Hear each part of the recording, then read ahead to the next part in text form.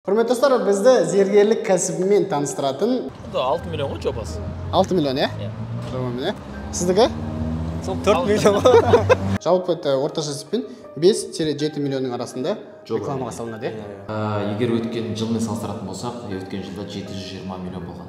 Былайынан жаңағы өрілген несі заготовкасы қойылады, дайын сақина болып шығатын.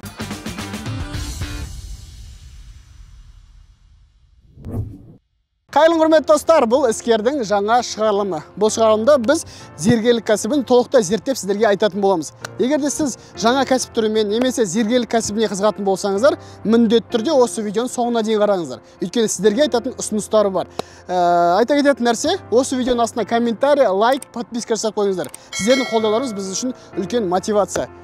Бұл іскер және оның жүргізушісі мен Ізбасар Дәулет. Ассалаумағалейкум.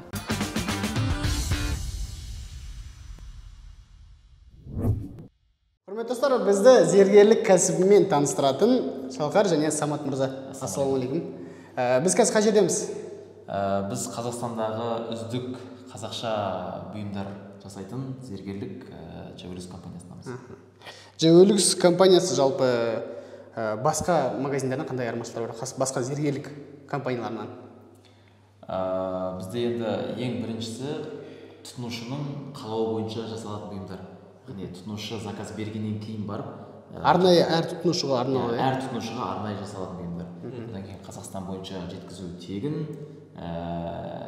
ерекше дизайндар, әрқашан ауысып отыратын дизайндар, ең бастысы қазақи бұйымдар. Тағы да қосып кетейін, бізде одан бөлек біздің клиенттерге арналған ерекше подходтарымыз, сервистеріміздің бірі, біз клиенттерімізге өзіміздің бұйымдарымызға гарантия береміз, өмірлік гарантия береміз. Ол заттың сапасына кезелген кезде, мысалы, бір жері бұзылатын болса, бізге келіп тегін жөндете алады. Сол секілді қосымша услугалар бар. Одан бөлек каждый клиент бізге партнерский программаларымыз бар, кэшбэк жиналады ғой, бір сөзбен айтқанда. Каждый покупкадан, мысалы, накопительный бонустар жиналады, сол секілді артықшылықтар. Кейін оны жинап қолдануға болады, дәл сіздердің бұйымдарды сатуға болады. Түсінікті. Жалпы Жеолюкс компаниясының бір жылдық обороты қанша? Егер өткен жылмен салыстыратын болсақ, өткен жылда 720 миллион болған. 720 миллион, е? Ал айына қазір орташа есеппен? Среднем 60 миллион. 60 миллион, е? Айына 60 миллион. Сіздер жалпы екеуіңіз серіктестер, е? Кім қандай нәрсеге жауап береді? Бізде енді Шалқар мырза ол маркетинг и продажаға жауап берсе, мен производство и жүйеге жауап беремін. Сіз екеуіңіз зергерсіздер ма? Негізі өздеріңіз? Маркетингқа жауап береді, ол зергерлікке басын қатырмайды. Мен зергерлік жағына басын қатырамын да, бірақ маркетингқа басын қатырамын. Әркім өзін жауап береді.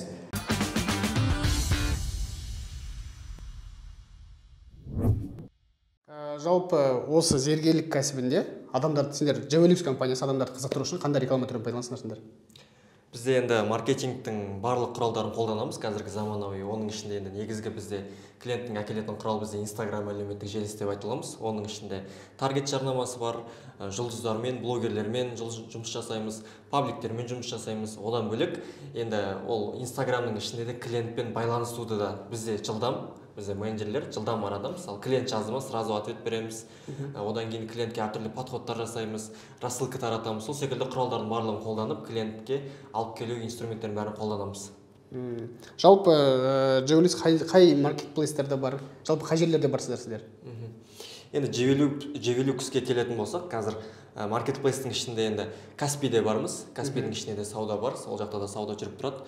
Одан бөлек енді бағана сату кезетті алсақ болады, как интернет-магазин ретінде, OLX-ті алсақ болады, маркет кезет. Жалпы қандай әлеуметтік желіде біз танылуға болады, солардың барлығына кіргеніп, сол жақтың барлығында жұмыс жасаймыз.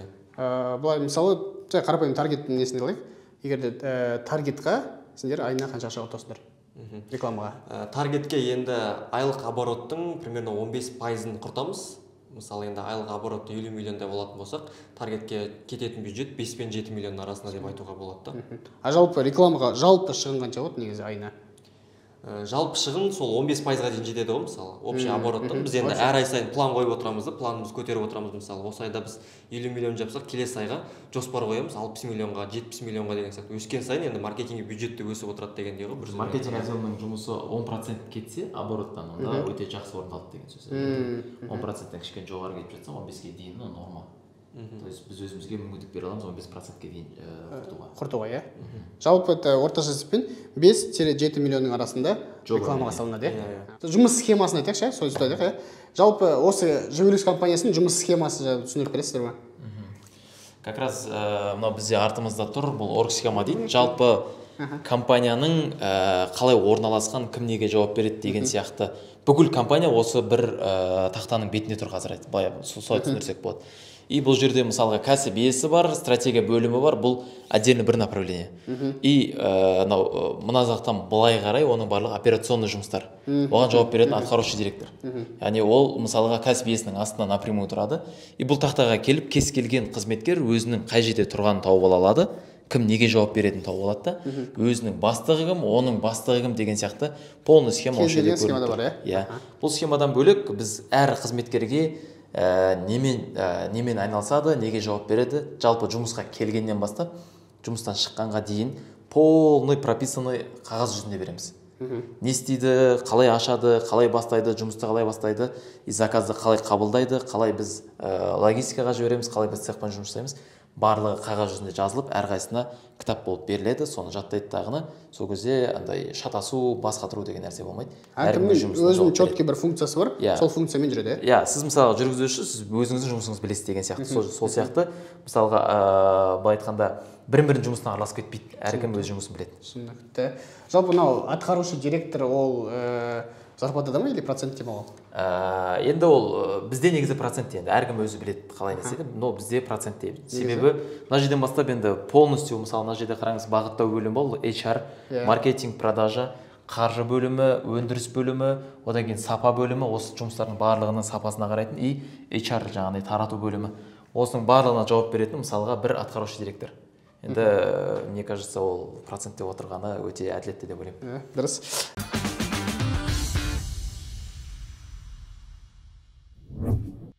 Жалпы зергерлік кәсіп үшін міндетті түрде осы 5 инструмент болса, точно жүріп деген. Инструменттер бар ма?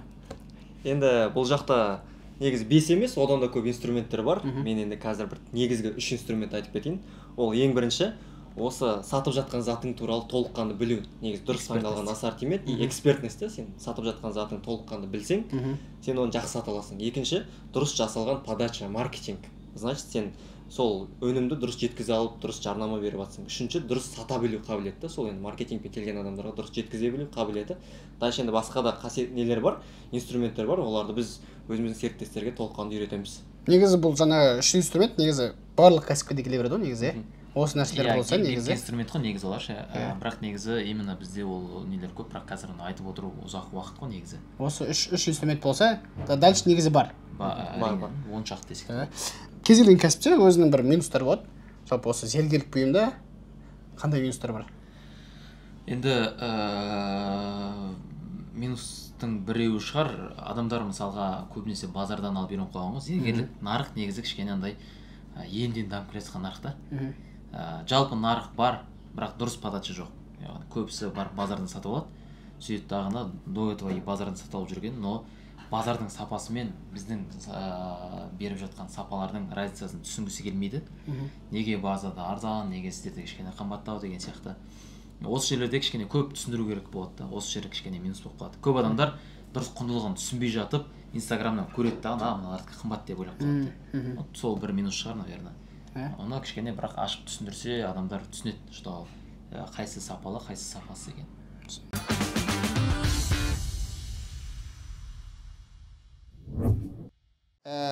Жалпы битек, мысалы, инстаграмнан сіздерге бір заказ түсті. Бір заказ түсті дегенде заявка түсті. Ағары қалай жүргізеді жұмыс функциясын айтып берсеңдер. Бір ауызбен түсіндіретін болса, ол бірінші мысалға клиентпен бірінші отдел маркетинг жұмсайды, одан кейін отдел продаж, одан кейін дизайн, сосын барып производство и производстводан логистикаға түседі, логистика клиентке барып береді. Кішігірім былай минимальный зергерлік дүкен ашу үшін қанша қаражат керек? Енді әркімнің аппетитіне байланысты деп айтсам болады. Аппетитіне байланысты ол бір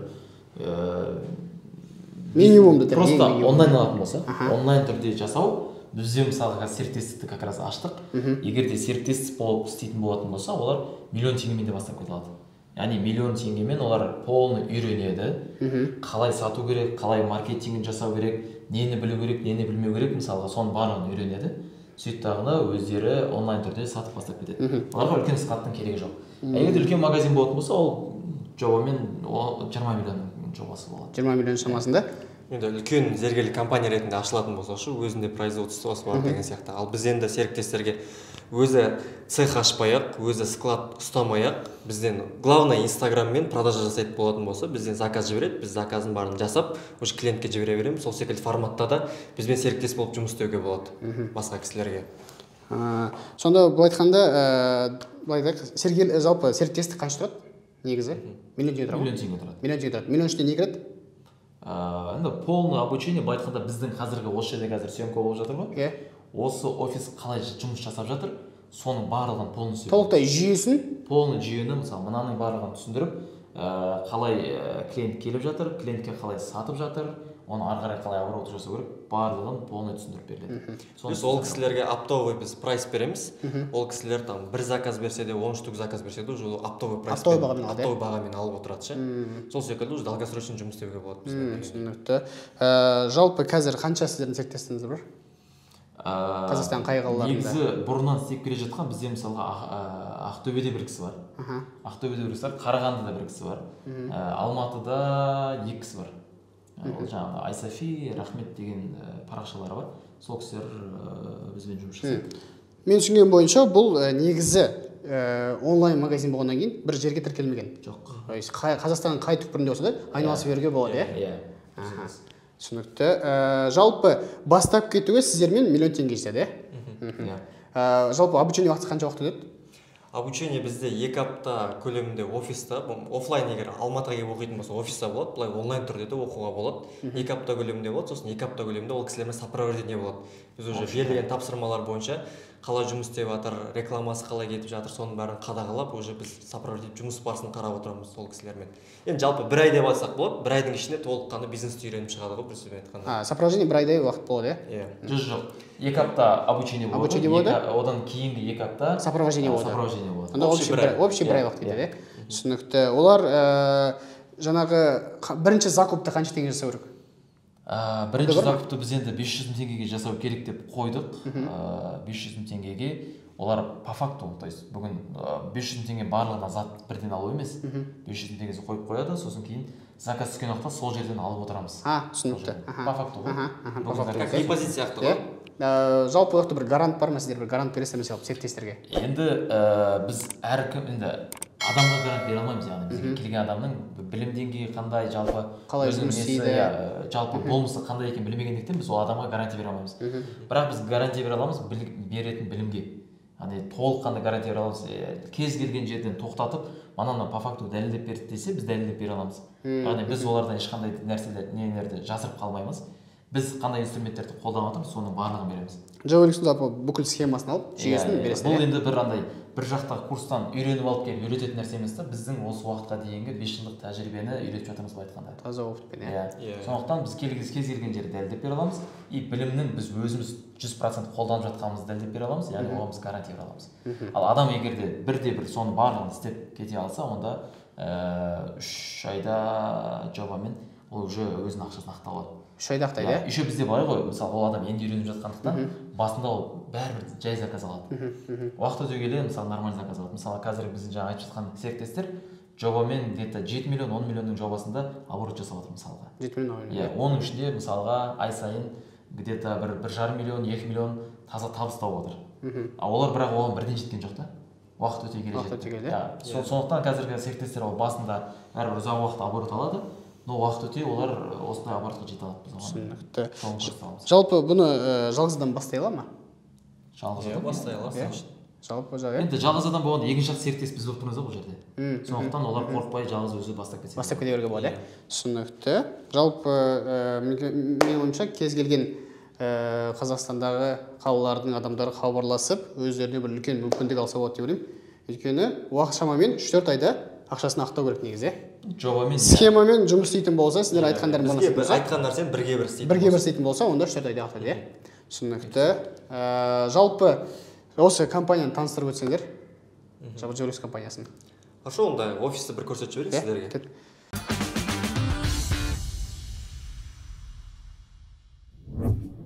Ал енді сіздерге Жевелюкстің офисін таныстырып жіберейін. Бізде бірінші тұрған ас бөлмесі. Мына жақта сотрудниктер келіп, таңғы астарын ішеді, түскі астарын ішеді. Өздерінде мына жақта кухня деп ас бөлме. Иә, ас бөлмесі бар. Бұл жақта бізде холодильник, микроволновка, тефаль, керекті құралдардың барлығы бар. Осы жаққа келіп, таңғы астарын алып келсе болады, түскі астарын алып кетсе болады. Жалпы условияның бәрі жасалған. Табы обед келсін. Иә. Келесі бізде директорский кабинет. Мына жақта мінекей біз өзіміз отырамыз. Осы жақта мозговой штурмдар болады, жиналыстар болады. Осы жаққа қонақтар келеді деген сияқты. Осы жаққа келіп, жалпы осы жақта басты нәрселердің бәрі осы жерде болады. Иә. Бастықтың кабинеті десе де болады, өзіміздің кабинет. Түсінікті. Дальше. Енді мына жақта сату бөлімі біздің. Енді ішін толыққан таныстырайын. Мына жақта мінекей. Осылай біздің менеджерлеріміз отырып продажа жасап жатыр қазіргі күнгі уақытта. Негізі қанша жалпы адам бар сату бөлімінде? Сату бөлімінде қазіргі уақытта 15-ке жуық адам жұмыс жасайды. 15-ке жуық адам. 15-ке жуық адам жұмыс жасайды, иә. Негізі Жевелюкс компаниясы қанша адам жұмыс жасайды? Жевелюкс компаниясын енді егер зергерлерді барлығын қосатын болсақ, 50-ден аса адам бар ғой. Командада общий 50-ден аса адам бар, иә. Офистің өзінде бір 25-30-дай адам бар. Цехта бір 20-25 адам жұмыс жасайды. Жалпы мына сату бөлімі тек барлығы әртүрлі өзінің функциясымен жұмыс істейді.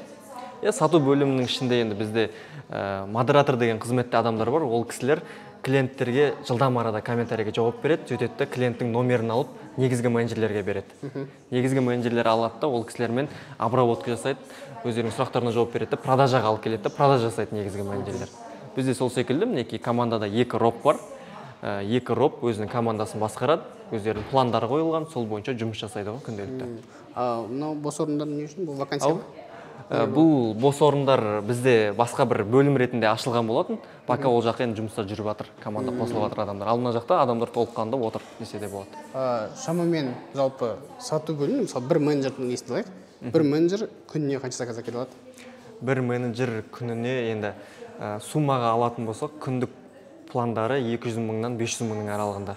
Күндік. Продажа жасайды. Бір менеджердегі. Біз күнде енді 1,5-2 миллионға сауда жасаймыз деп айта аламыз. Жалпы бір күннің ішінде 1,5-2 миллионға отдел продаж сауда жасайды. Енді әрбір менеджер біреу 100 мың, 200 мың, 300 мың деген сияқты аралықта продажа жасап отырады.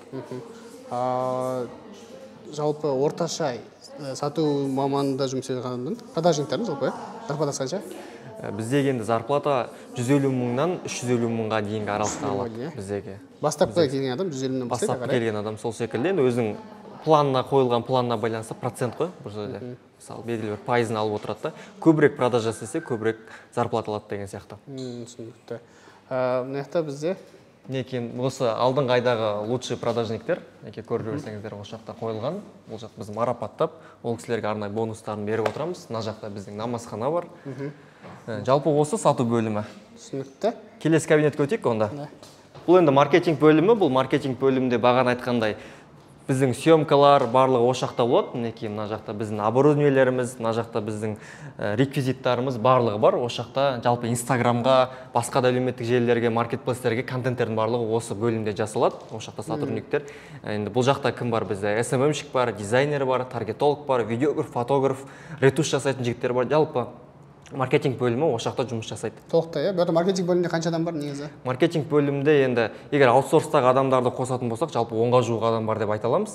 Ал штатта отырған 5-6 адам бар ғой. 5-6 адам күнделікті жұмыста. Күнделікті жұмыста, оның ішінде видеограф, фотограф бар, таргетолог, дизайнер деген сияқты мамандар күнделікті осы жақта жұмыста, штатта жұмыс жасайды. Бұл бізде офистағы конференц залы. Осы жақта мінекей біз жиналыстар өткіземіз, әртүрлі планеркілер осы жақта болып тұрады. Мысалы, мына жақта тоже жиналыстар болады. Енді басқа да қонақтар келіп күтіп отырса болады деген сияқты. Осындай бір жалпы осы жақта жиналыс болатын кабинет. Енді келесі кабинет бізде шоурум. Клиенттеріміздің барлығы осы жаққа келеді. Осы жаққа толыққанды кіріп көрсеңіздер болады. Мінекей мына жақта біздің қазіргі ассортименттегі бұйымдарымыздың барлығы көрсетілген. Клиенттер осы жаққа келеді, толыққанды танысады, біз оларға чайын, кофесін бәрін береміз. Сонымен осы жақта тоже сауда продажа болып тұрады осы жаққа келіп. Негізі бұл жақта көбінесе офлайн клиенттер осы жаққа келеді. Офлайн енді кейбір клиенттер бірнешеуін алып көргісі келеді, тағып көргісі келеді, мысалы қалай тұрады соның бәрін тексеріп көргісі келеді. Біз ол кісілерді офлайн түрде осы жаққа шақырамыз, осы жаққа келеді, полный бұйымдардың сапасымен бәрімен танысады да, осы жақта сатып алып кетеді. Енді келген адамның 100% сатып алып кетеді деп айта аламыз, өйткені біздің сату мамандары прям жақсы жұмыс жасайды да ол кісілермен. Түсінікті. Жалпы қазір мектепте көріп тұрмын, кейбір Қазақстан жұлдыздары амбассадор сіздер, иә? Олар сіздермен толықтай жұмыс істеп, сіздер олармен кәдімгідей жаңағы бұйымдар беріп жұмыс істейсіздер ме, или қалай сіздер оларды ақшаға ма, или бартыр ма? Енді жұлдыздардың ішінде енді көп жұлдыздармен жұмыс істейміз, оның ішінде көптеген ірі блогерлер, танымал жұлдыздар, актерлер бар мысалы ше. Енді эстрада жұлдыздар бәрімен жұмыс істейміз. Ол кісілермен енді келісім әрқайсымен әртүрлі деп айта аламыз да. Бізде көбіне бізден бұйым болады, плюс дополнительный гонорар болады. Сол бағытта уже жұмыс жасаймыз. Мынау жалпы осы шоурумда негізі қанша суммаға зат тұр қазір? Енді мына жерде шамамен бір 5-7 миллионның товар тұр деп айта аламыз. Жалпы кішігірім былай кішкентай обзор жасап өтсеңіздер негізі. Хорошо, енді мен зергерліктен бұрыннан жасап жүргеннен кейін былай айтқым келіп тұр да, біз бұл бұйымдардың барлығын аспаннан бір ойластырып ала салған жоқпыз негізі. Мына мысалға әр бұйымның тарихы бар, шыққан жері бар деген сияқты, қайдан шықты, қалай шықты деген. Жалпы негізі Қазақстан тарихынан алынған, біздің тарихтан алынған, иә, біз енді осы сфераның фанаты болғандықтан мынандай бір ескі көне бұйымдарды да жинап осы жерге клиенттерімізге көрсетеміз да. Мына білезіктердің барлығы ауадан шыққан жоқ, ол аспаннан салбырап түскен жоқ, яғни біз мынау Шымкент қаласында табылған 19 ғасырдағы білезіктер мысалға. Мынау сол өзінің оригинал түрі, иә? Оригинал түрі, иә, сол ескі бұйым. Бұлар сатылмайды сияқты, иә? Бұлар сатылмайды, бұлар тек как музей ретінде келген адамдарға біз түсіндіріп бере аламыз. Түсінікті. Иә, әр заттың тарихы деген сияқты, сырғасы бар, сақинасы бар, мына жақта қапсырма бар, сондай. Мына жақта бұйымдардың барлығы соның современный түрде жаңартылған бір дизайнмен жасалған бұйымдар барлығы. Түсінікті. Жалпы бір затты құндылайшы, мысалы мына білезік, шамамен өз бағасы қанша себестоимости? Енді бұл жерде әртүрлі, егерде мынаны алатын болсақ, қарапайым білезіктен айтыңыз. Давайте себестоимость бір жобамен 40 мың теңге несіне барады, көлеміне барады. Бірақ бұл қалай, алтынмен күміс ба? Іші күміс, сырты алтын жалатылған. Себестоимости өз бағасы 40 мың теңге. Иә, 40 мың теңге. Сататын бағаларыңыз? Сататын баға 80 мың теңге ең төменгі бағамен сатамыз. Ең төмен. 50 скидка жасаған уақытта. Жалпы қазір былай серіктес, бұны қандай бағамен алады? Серіктес егер алатын болса, ары кеткен кезде 50 мың теңгемен алады. 50 мың теңгемен алып 80 мыңға сатылады, иә? 80 теңгеге сатылады. Жақсы, 40% қосыламыз мұнда? Қосады, иә. Түсінікті. Осы бұл жерде әр затқа нақты жауап беру үшін біз прайсқа қарағанымыз жөн болады. Мен бірақ қазір жобамен айтып жатырмын. Жобамен осындай болады, иә? Жобамен негізі жалпы зергерлікте бір өз бағасынан қанша баға қойсалады негізі? 50% па сол? Енді әр кезде әрқалай оның жасалу қиындығына байланысты, жасалу уақытына байланысты, ұзақтығына байланысты, соған байланысты жаңа бағасы қосыла береді. Бұл жерде былай ғой, күмістің минимум маржамен, иә. Бұл жерде адамның опыты бар, бұл жерде жаңа еңбек бар деген сияқты. Мысалға бұл затты жасап үйрене салу оңай емес та бұл жаңа. Шығармашылық жұмысқа кішкене. СММ емес, басқа емес деген сияқты. Бұл жерде арнайы подход керек, ұзақ уақыт керек деген сияқты. И сол үшін де именно бұл жерде еңбек бағаланады көбінесе. Түсінікті. Жалпы мына сіздерде вообще әйел адамдарға ма барлығы, ер адамдарға да бар ма? Ер адамдарға да бар, мысалға бізде мына жерде ерлерге арналған сақиналар бар. Бұйыртса біз жақын арада бұл коллекцияны толтырамыз. Именно ерлерге арналған жаңағындай ерлердің білезігі бар, белдігі бар, сақинасы бар деген сияқты осындай бұйымдарды бұйыртса толықтырамыз. Қазір көбінесе әйел адамдарға, көбінесе зергерлікке негізі әйел адамдарға жақын ғой негізі. Әйел адамдарға жақын. Жалпы енді бізде өндіріс өзімізде болғандықтан, қазір енді өндіріске барамыз, өндірісте көрсетеміз. Ол жақта да енді тәжірибелі зергерлер жұмыс жасайды. Өндіріс өзімізде болғандықтан біз ай сайын ассортиментті толықтырып отыруға тырысамыз. Ай сайын жаңа бір бұйымдар шығарып тұрамыз.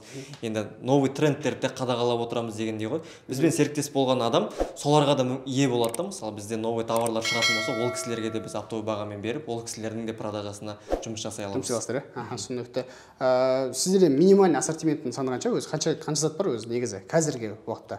Қазіргі уақытта 70-ге жоқ, бір 100-ге жетіп қалды уже. Соңғы қосылған заттарды қосып 100-ге жуық ассортимент. 100-ге жуық заттың зергерлік бұйымның түрі бар, иә?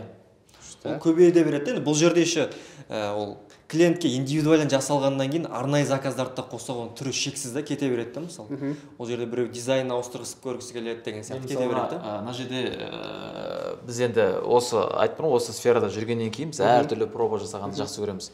бір ғана нәрсемен қатып қалғымыз келмейді. Біз трендті өзіміз қолдан создавать етіп, біз соны трендті өзіміз задавать етіміз келеді да. И мына жерде мынандай бұйым бар. Қарап көрсеңіз, басқалардан қарағанда кішкене ерекше. Бұл бұйымда былай жасадық та, біз жаңағы қазақшаның негізінен алдық, яғни қазақшаның фундаменті қазақша. Бірақ современный подход жасауға тырыстық. Яғни қазіргі жастар қандай бұйымды ұялмай тағып жүре алады деген сияқты. Кейіп мыналарды айту мүмкін да, мысалы, ой, мыналар мамаларға арналған, әжелерге арналған, ғой кішкене үлкендерге деген сияқты. Біз оларға арнап мынандай мысалы жастардың сырғасында жасадық. Одан келе жаңағыдай тойға, кешке андай навыхыт дейді ғой. Сондай тағып шығатындай қылып, осындай немен маржанмен алқасын жасап, осылай жасап шықтық мысалы. Бұл бізде қазір проба. Проба ретінде қазір басталып көрді, ары қарай қалай кететінін енді көреміз. Жалпы бұл толықтай қазақстандық өнім, толықтай қазақстандық өнім. Біз өзіміз жаңағыдай Абай Правдада цехымыз бар. Сол жақта өндіреміз барлығын. Түсінікті. Жалпы осы сіздердің зергерлік бұйымдарыңыздың жас мөлшері қандай алатын? Жалпы клиенттердің? Енді бұл жерде біз әртүрлі жастарды қамтамасыз етуге тырыстық. Ол бір 15 жастағы қыздардан бастап, үлкен әжелерге шейін. Бізде нақты бір шектеу жоқ. Егерде қаласаңыз, қарындасыңыз, мысалы 15 жастар қарындастарыңызға, оларға да бұйым бар. 25 жастағыларға да бар, 35, 45, 55 барлығына да кез келген бұл индивидуальный подход болғаннан кез келген подзаказ жасап беруге болады. Негізі былай ғой, жаңағы қазіргі жастар андай кішкене қазақшалыққа енді бет бұрып келе жатыр да. Енді соған біз өзіміз үлкен бір септігін тигізе алдық деп ойлаймыз. Себебі ол да бір андай кез келген жерден бір таба алатын зат болу керек та. Қиын сондай бір трудно доступный зат болмау керек негізі. Соны ойластырдықтағыны жаңағыдай жеңіл желпі барлық қажеттіліктерін барлығын қамтамасыз етіп, жаңағыдай барлық запростарды толықтыруға тырысып, осындай жаңа бұйымдар жасап шығардық. Түсінікті. Жалпы сіздерден баға жағына келейікші. Енді сіздер қалай рынокта қараған кезде қандай баға, орташа ма, арзан ба, әлде қымбат па? Енді біз барлық беріп жатқан сервис сапаға байланысты ортадан кішкене жоғары десек болады. Ортадан жоғары, түсінікті. Жалпы осылай сіздердің офистарыңыз орналасқан? Жалпы енді офис барлығы осы, әрі қарай біз цехқа барып көрсек болады. Түсінікті. Құрметті достар, біз Jewelix компаниясының шеберханасына келдік. Айтқанда цехқа келдік, сол кішігірім таныстырып өтсеңіз осы жерде. Бағана сіздер көрген ол барлығы дайын бұйымдар болады болса, сол дайын бұйымдарды осы жерде қазір қалай дайындалу процестерін барлығын көрсетіп боламыз. Мына жерде как раз қазір не болып жатыр? То есть пайка, яғни әр мастер бір заказды басынан бастап до конца өзі бітіреді. Бірінші процесс осы жерде басталды негізі? Бірінші процесстер осы жақтан басталады. Нені алады, шикізатты алады, сырьені алады дағыны, содан бастап заказдың жаңағы списігіне қарайды, қандай критериялары бар клиенттің, соған байланысты жаңағы әртүрлі білезіктер бар, білезіктердің формалары бар деген сияқты, солардың шаблондарымен кесіп бастайды. Осы жерде қазір пайкілеу процесі болып жатыр, яғни екі слойды бірін-біріне пайкілеп жатыр. Пайкілеп жатады, сосын? И дальше мына жақта жігіттер енді әрқайсысы әртүрлі процесс жасап жатыр. Бағана айтқан сияқты, міне бұл шаблондар, яғни видео қайда? Мынау шаблондар, и осыған байланысты ары қарай клиенттің қандай тапсырыс бергеніне байланысты құрала береді дальше. Түсінікті ғой, не процесс болып жатыр? Мына жақта осы жаңағыдай шаблонды заказға байланысты қазір ортасын өріп жатыр былай айтқанда. Өру ол жинайды былай айтқанда каждый нәрсесін. Ойдың барлығын жинайды, жақынан көрсеңіздер болады. Ойлардың барлығы осылайынан заготовка жасалады. Әрі қарай симметрично екі жағын бірдей қылып тапсырыс бойынша өреді. Өріп бастайды. Ортасын өреді, Ол өру деп жатқанымыз мынандай сымнан құралады. Бұл күміс па? Бұл қандай? Бұл күміс, бұның барлығын мастерлер өздері қолдан жасайды да, осы сымды қолдан жасайды. Көрдіңіз бе, өріліп тұр ғой сым. Өріліп тұр, Сымның өзі өріліп тұр, енді ары қарай осыдан оюды өретін болады. Сол кезде әдемі болып шығады, Дайын болған бір бұйымды көрсетейін сіздерге. Пайкіленген ба? Мысалға, осылайынан өріп шығарады, көрдіңіз бе? Әрқайсысы өрілген, и солардың барлығын симметрично екі жағынша бірдей қылып, мына жағы мен мына жағында бірдей қылады, көрдіңіздер ме? Былайынан и былайынан. и мына шеті мен мына шетінде бірдей қалады. Сонда байқаған бірінші клеть етіп алады, содан кейін пайт ете ме сонда бәрін? Бірінші құрайды, содан кейін барып андай процесте, яғни сол жерде отырып пайтлейді. Пайтлейді. Енді мынаны мысалы формаға келтіреді, домалақ қылып, ровно домалақ қылады. Бұл не қазір? Бұл білезік. Білезік. Негізі мынандай домалақ болады бұл ше байынан. И сосын бетін тазалайды, полировка жасайды и дайын бұйым болып шығады. Келесі процесстер етеді же. Мысалға мына жерде сақина. Например, ортасы әлі жасалмаған. Бірақ бұл ортасы жаңағыдай тасы қойылып, сосын бетіне былайынан жаңағыдай өрілген несі заготовкасы қойылады да, и дайын сақина болып шығады мынау. Көрдіңіздер ме? Жалпы изначально қандай болып келеді ол? Шикізат ретінде. Күміс. Шикізат күйінде мынау ғой мына. Мына жерде бізде қазір 999 пробалы күміс ешқандай қоспасы қосылмаған. Бірақ біз 999 бен жасай алмаймыз, себебі ол слишком жұмсақ болып қалады. Сол үшін оған біз жаңа арнайы қоспаларын қосамыз да, қолдан өзіміз 925-ке түсіреміз. Чтоб жаңағыдай қаттылығы нормально болу үшін да. И содан кейін барып осындай нелер жасалады. Мысалы мына жердегілер барлығы 925. Иә, мынадан алады, ерітеді, формаға қалпына келтіріп құяды, қанша қалыңдық керек, қанша жаңағыдай жалпақтық керек, соған байланысты құяды. И сосын жаңағы осы процесстерді жасап бастайды. Жұмыс жүріп бастайды. Түсінікті. Бізде енді мына жақта полный жаңағы шеберхана, мастерлер отырған, и мына жақта бізде и склад, и осы цехтың админы, бұл кісі и админ, и дизайнер. Как раз мына жерде. Жалпы сіздерде шығатын нәрселердің көп дизайны осы кісі сізде? Осы кісі барлық дизайндерді осы кісі сызады. Енді мына жерде как раз бізге дизайн көрсеткім келіп тұр. Мына бұйымдар уже бізде жасалған. Мынау қазір бағана неде офиста тұр. Офиста тұр, иә? Шоурумда тұрған нәрселер. Бірінші барлық бұйымдар осылайынан қағаз жүзіне сызылады. Мысалға, мынау бұйым шыққан жоқ. Яғни, мүмкін ұнамады, не деген сияқты әртүрлі критериялармен бұл шықпай қалған. Бұны кім өтіреттеді бұны? Енді өзіміз общий ақылдасамыз. Мысалға, Шалқар мырза бар, Берік мырза бар, мен бар, үшеуміз қарап, жаңағыдай жасауға болады, болмайды деген сияқты. Белгілі бір критерияларға байланысты шығады. Енді оның нақты бір инструменті жоқ, мынандай критерияға келсе шығады, келмесе шықпайды деген. Жалпы біз қолымыздан келу керек ол нәрсе, халыққа ұнау керек деген сияқты сондай критериялар ғой негізі. Түсінікті. Иә. Осындай дизайндармен шығады, мысалға мынау дизайн бар, мынау бар, дальше бізде, яғни мынау бар деген сияқты осылай. Бұлар уже шыққандар, бұлар? Мынау әлі шыққан жоқ, жаңа ғана шыққан. Мынау шыққан, түсінікті. Так, и бізде дальше склад. Мына жер склады? Мына жерде заттардың склады, расходный материалдардың склады. Бізде енді әр заттарды, әр мастер жаңағыда өзіне керек нелерді, расходный материалдарды осы Берік мырзадан келіп сұрайды дағыны, қанша алған барлығын жазып, осы жерден алып кетеді. Мына жерде тастардың түрлері тұр мысалға. Үлкені, кішкентай, сопақ, домалақ деген сияқты. Астында жаңа жерде сердолик, не деген сияқты тастар тұр, нефрит деген тастар тұр. Астында бізде бирюза, қалай еді, стекло, фианит, бирюза и фианит әртүрлі тастар тұр. Сондай, короче, жалпы расходный материалдар тұр. И плюс бізде ең негізгі біздің осы уақытқа шейін жасаған ол склад, яғни біз барлық бұйымдарды осы бөліп тастағанбыз. Біз не үшін бағана серіктестерге үлкен мүмкіндік беріп жатырмыз дейміз, себебі бізде мына жақта примерно бір 1000-1500-ға жуық дайын бұйымдар бар. Әлі аты жазылмаған десеңіз ғой, просто уже болванка ретінде, то есть жартысы и дайындары бар, жартысы и жартылай дайындары бар. Яғни заказ берілгеннен кейін барып, біз оны жасаймыз дағыны, уже жібереміз. Бұл бізде заказдың жасалу уақытын қысқартады.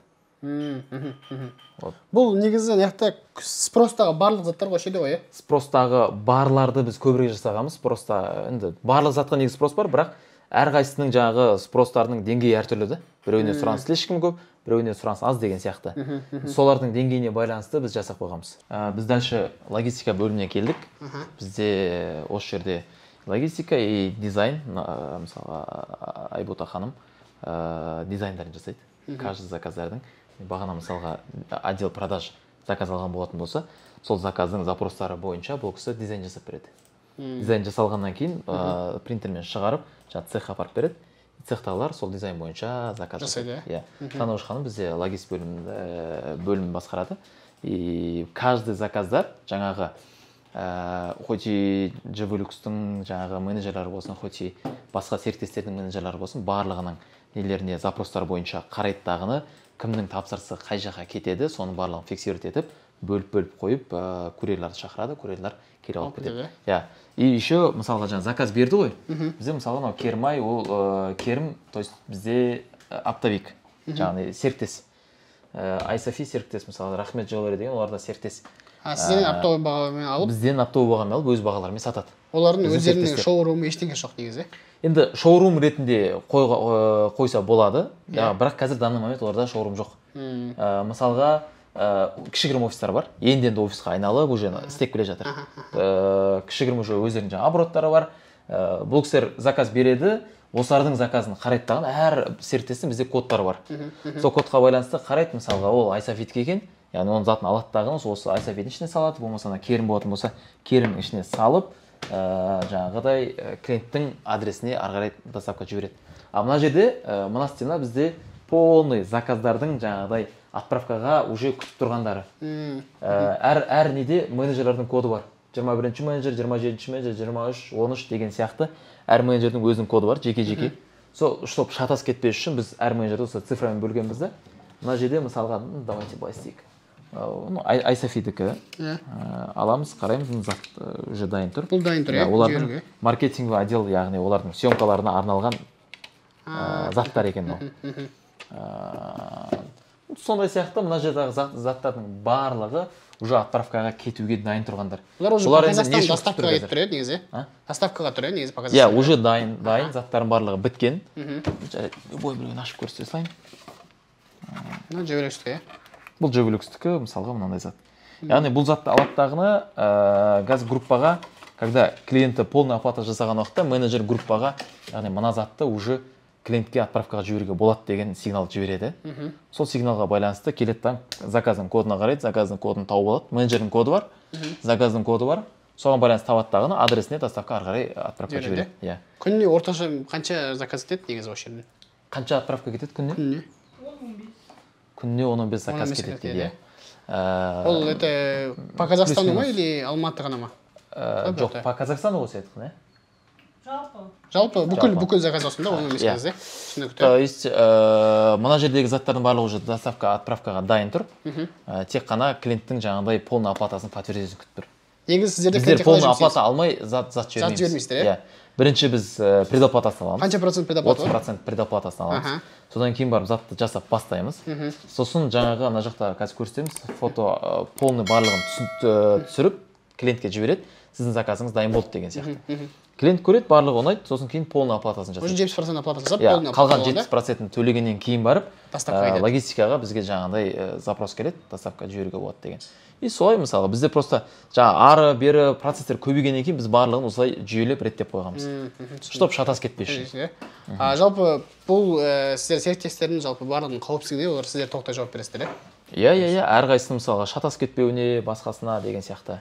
Клиент, мен түсінген бойынша, сонда серіктес сатып алады, жаңағы сіздерін сатып алады, жұмыс істейді, өзінің заказы қабылданды, болды, ары қарай сіздерге берді заказ, ары қарай ол уже ештеңе істемейді. Иә, ары қарай ол ештеңе істемейді. То есть серіктестің жұмысы негізі заказ табу ғой. Заказды, иә, маркетингпен, продажамен айналысу ғой негізі ше. Қалған процестердің барлығын біз айналысамыз. Түсінікті. Так, келесі бөлімге өтейік қазір. Жаңағы фотоотчет көрсетейік. А мне как раз процесс по утру. Бұл клиентке жібереміз осылай, иә? Тоже әр заттың негізі жеке-жеке коды бар ғой. Сол кодқа байланысты код негізі и менеджерге привязанный. Бізде каждый менеджердің өзінің коды бар, заказдың коды бар. Негізі заказдың кодының ішінде и менеджердің жаңағыдай зашифрованный коды бар да. Мысалға ала салайын, иә?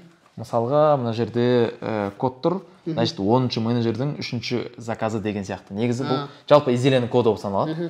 Бірақ біз изделеге қарап, қай менеджердің қаншаншы заказ екенін де түсіне аламыз. Түсінікті. И сол общий группаға жіберіледі. Барлық зат дайын болғандықтан мына уголок әдейі жасап қойғанбыз, чтобы әдемі, сонда дұрыс көріну үшін. Түсінікті. Жарығы бар, басқасы бар деген сияқты. Сол запрос бойынша алаттағыны не жібереді, и уже менеджер түсінеді, мен заказым дайын деп. Получается, менеджер мына жақтан келіп, қарап, мен затым дайын болды ма деп жүрмейді. Ол группадан қарайттағыны уже клиентке соны жібереді, сіздің заказыңыз дайын екен, маған полный оплатасын төлесеңіз болады деп. Сонда процесс жеңілдетілген ортадағы. Түсінікті. Жалпы осы, барлық цехтің несі? Иә, барлық процесс осы.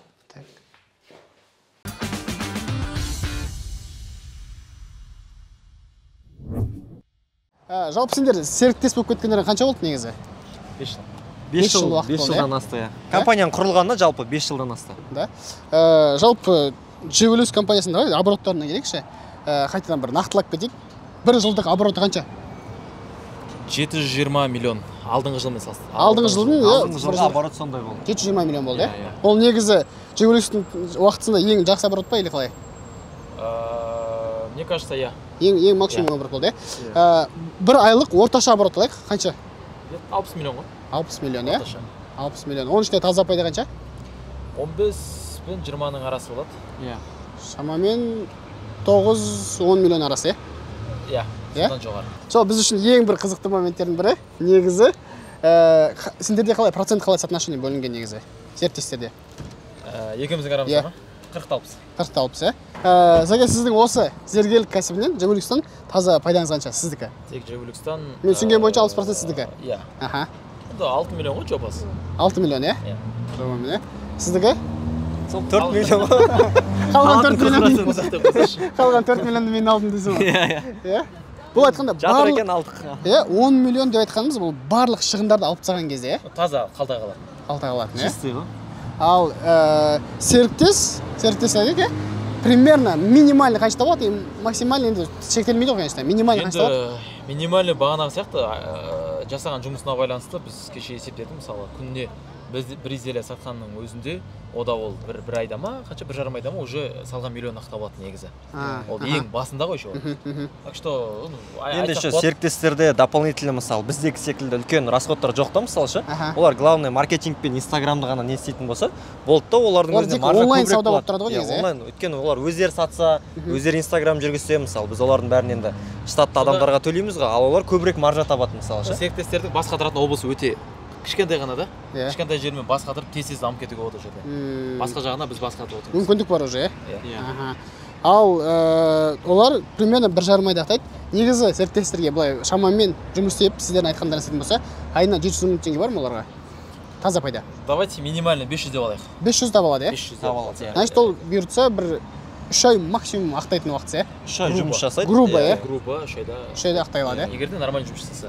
То есть сіздердің айтқан планмен жұмыс бағана айтқаным, енді біреудің мысалы үйінде баласы болуы мүмкін, біреудің там ағасы қиын болуы мүмкін, біреудің әке-шешесі деген сияқты әртүрлі жағдайлар бар ғой. Сол сияқты жағдайларды біз енді учитывать ете алмаймыз заранее. Егер де конкретно біз айттық, олар істеді, жұмысқа уақытын бөле алса, мысалға күнделікті жаңа таңғы сағат 10-нан кешкі сағат 7-8-ге дейін хотя бы конкретно сфокусированно жұмысқа уақытын бөле алса, олар табысқа шыға алады. Серіктестер бар ғой, бір 6 серіктес па, қанша серіктес па қазір? Иә. 6 серіктес болса, сол 6 серіктестің орташа жастар қандай негізі? Бұл кәсіппен қанша жастағы адамды айналыса алады? Так, бізде үлкен тәте де бар, Иә, 30-дан асқан кісілер де бар. Үлкен тәте де бар. Ең жасы где-то сол 22 күннің көлемі ғой, 20. Енді үлкен бір инстаграмды, маркетингті түсінбейтін адамдар бізге серіктес бола алмайды деп айта аламыз, өйткені қиындау болады да там компьютердің не екенін түсінбей жатса ше, ал жас адамдар алып кете алатын болса, онда кез келген жастағы адамдарды ала аламыз серіктес ретінде. Максимум қай жастан примерно алайық, чтобы Даже 18 жастан бастап 18-ден бастап инструменттерді қолданып түсінетін адам бар ғой. Біз мысалға түсіндірген инструменттерді сразу қағып алып, бірден іске асыра алатын адам болатын болса, смело. Мен түсінген бойынша оған негізгі оның құралы бір смартфон болса болды, телефон ғана болса болды, основной, телефон. Біз өткені серіктестерге дайын фото, видео контент береміз. Креативтер береміз. Полный материалдардың барлығын береміз. Өйткені серіктестік болған адам қандай, ол басын ауыртпайды, видео түсіріп, фото түсіріп. Фото, видео барлығы обработан уже дайын. Полный скрипт продаж береміз. Таргетті қалай жіберу керек, бәрін үйретеміз мысалы. Бәрі кіреді да оның ішіне. Таргет настройкасын примерно айтасыз. Бәрін үйретеміз. Бәрін үйретесіз. Соны қарашы, келді, суретің дайын, креативің дайын, контенттің барлығы дайын тұр. Оны алдың таргетке жібердің, ар жағында сатуды үйретеді, қалай клиентпен обработка жасау керек деген сияқты. Болды, басқа не керек одан? Иә, негізі бір адамға негізі дайын бизнес модель ғой. Иә, дайын бизнес десек болады.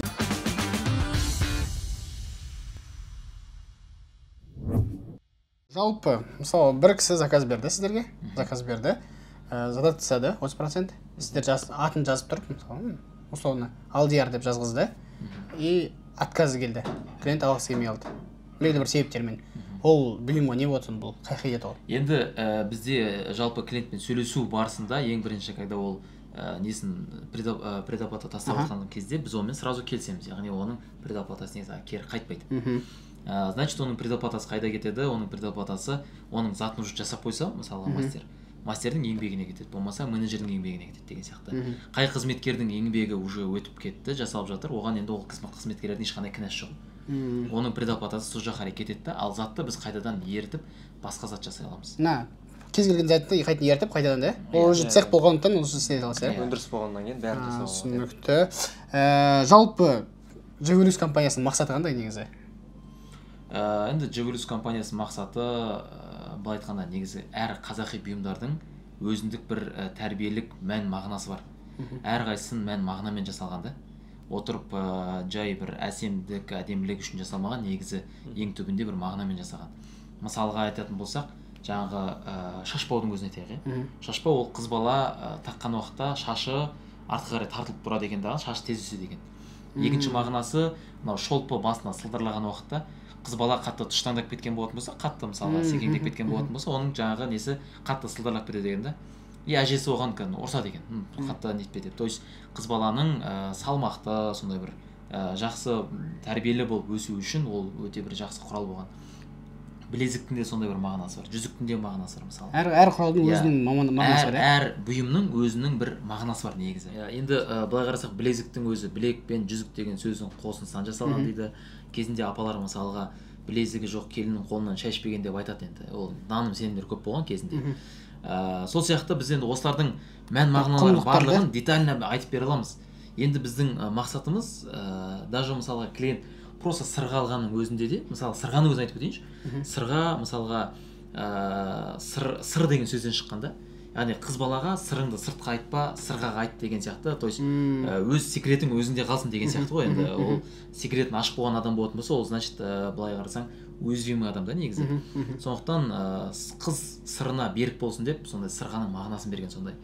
Яғни біздің енді қазіргі мақсат әрбір тұтынушы хотя бы осы бір сырғаның мағынасын біліп кетсе, оның барлығы ұмытылып бара жатыр. Енді оны әшекей бұйымнан қарағанда мағынамен таққан болатын болса, оның мән жаңағыдай құндылығы жоғары болады.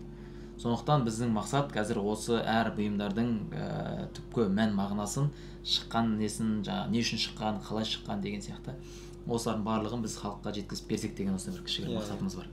Енді бұл жерде біздің жасалып жатқан бұйымдарымыз енді күміс білезігі бар, тұмарымыз бар, алқалар барлығы ол ұрпақтан ұрпаққа жалғасса дейміз да. Мысалы үшін ол кісі тағады, одан кейін өзінің ұрпағына, мысалы немересіне қалдырып кететіне мұра болып қалатындай осы бір бұйымдар арқылы бір ұлтты тәрбиелейтіндей осы бір не бар да. Негізгі мақсатымыз осындай қазақи зергерлік бұйымдар арқылы дәстүрді сақтап, жастарға осы дәстүрдің бар екенін, қазақилықты дамыту, көрсету ғой. Тағы бір айтып өтсем бола ма? Мысалға енді бізде тағы бір негізі жалпы әр бизнес өзі бір проблема шешу керек дейді ғой.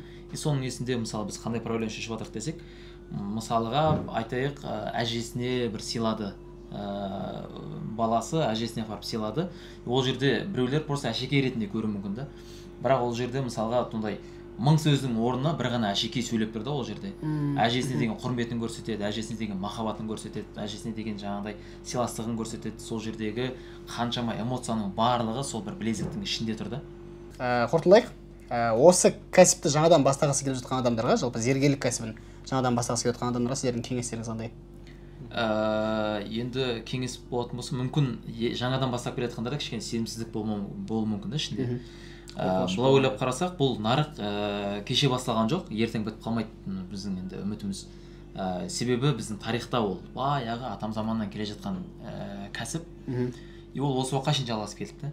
Енді ол әрі қарай да кете береді, яғни қыз келіншектер бар кезде, апа әжелер бар кезде, ол бұл бұйымға, әрқашанда бұйымдарға спрос бола береді. Сондықтан ешқандай да егер де қорқыныш болатын болса, мен ойлаймын, ешқандай қорқудың қажеті жоқ.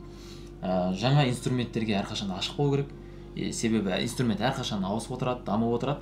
И сол даму барысында сол дамумен бірге жалғасып кетсе, онда ұзаққа барады деп ойлаймын. Егер де қандай да бір сұрақтары, жаңағыдай қиындықтары болып жатса, бізге хабарласса, көмектесуге дайынбыз. Түсінікті. Рахмет, өте керемет сұхбат болған сияқты. Құрметті достар, егер де сіз зергерлік бұйыммен айналысам деп қызығып отырсаңыздар, осы астына номер қалдырып кетеміз, Instagram қалдырып кетеміз. Сұрақтарыңыз болса осы жаққа қойып, барлық сұрақтарға жауап береміз. Сондықтан міндетті түрде хабарласыңдар, сіздердің жауаптарыңызды күтеміз.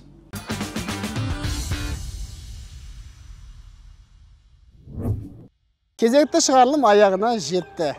Сіздерге осы видеодағы информация пайдасы тиеді деген ойдамын. Егер де видео сіздерге ұнаған болса, комментарий, лайк, подписка. Іскер соңы рахмет.